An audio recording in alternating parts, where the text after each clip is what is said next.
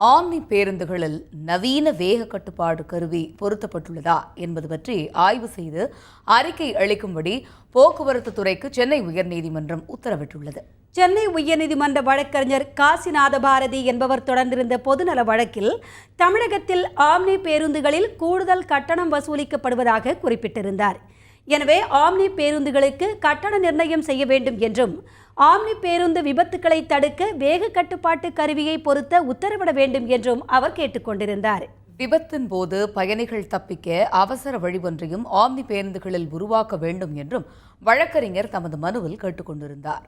இந்த வழக்கு தலைமை நீதிபதி கவுல், நீதிபதி சிவஞானம் கொண்ட அமர்வு முன்பு விசாரணைக்கு வந்தது. அப்போது ஆம்னி பேருந்துகளில் நவீன வேக கட்டுப்பாட்டு கருவியை பொருத்த உத்தரவிடப்பட்டுள்ளதாக போக்குவரத்து துறை தெரிவித்தது.